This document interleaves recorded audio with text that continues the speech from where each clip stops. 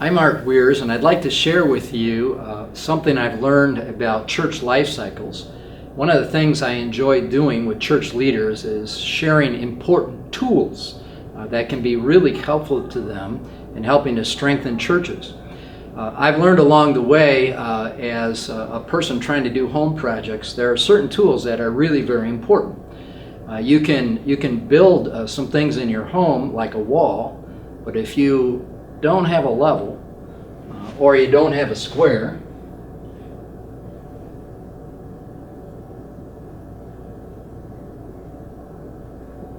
you will find out that things don't turn out the way you hope.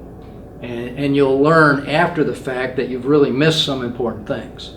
And so I like to think of this particular instrument as one of those essential tools for church leaders to understand where they are in the life cycle of the church.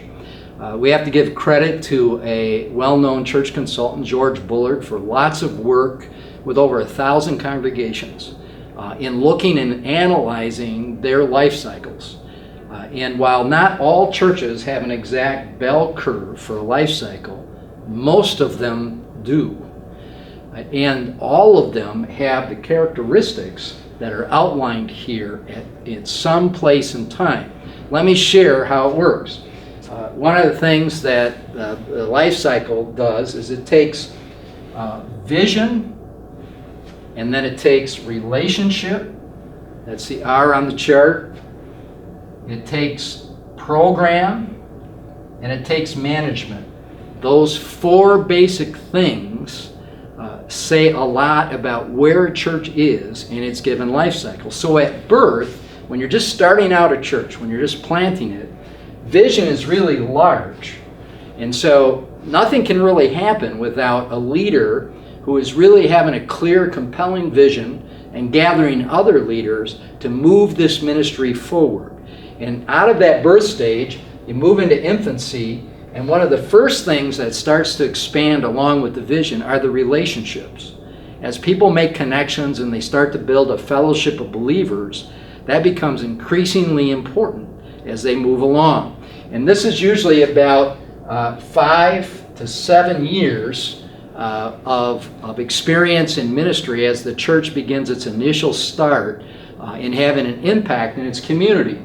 Eventually, the stage which we refer to as adolescence, you not only have a strong, a clear, compelling vision, and you not only have really strong relationships within the church, and those are growing and expanding, you start to deal with more and more program.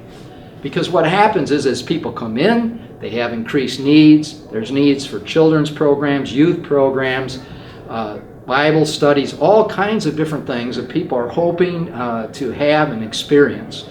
And so the church begins to develop programs more. But still at this point, the M is small. Management is minimal, because in a younger church, it's usually managed primarily by one leader, the pastor, or a very small board. But as the church grows older and it gets more like 20, 25 years old, it almost always increases management because it has to, because there's lots and lots more going on. So when it reaches adulthood, which interestingly enough is much like the typical human being, about 20, 25 years old, it's clicking along at full mode in all four of these areas. Vision, relationships, program, and management are all at their peak. Now, what's really important about this tool is where most leaders would think when you start to hit a decline, and this is typically when a church is 30 or 40 years old. When they start to hit a decline, what leaders will often say is, we need more program. And they will start to spend energy and time and resources on program. And this is where they're missing the tool they need the most. Because what they need to understand is that's not what's happening. What's happening is clarity around vision is diminishing. And no matter how hard they work at program, they almost always will not pull out of the decline. The only thing that will help them pull out of decline is getting more clarity and more energy around a fresh vision. What's interesting is as you go down on the downside of the life cycle, as a church declines into old age and eventually death, which is sad. Never want churches to die, but it happens all the time, all throughout the United States, throughout the world, is that a dying church never recovers its vision, ever. What is interesting is there are churches that will bump up several times in their life cycle because of a new and clear and compelling vision with leaders backing that vision. You'll notice on this side, at the empty nest stage, relationships are still strong, management is still strong, but vision and program is diminished. And by the time you get down to old age, the interesting thing about this is management is still strong.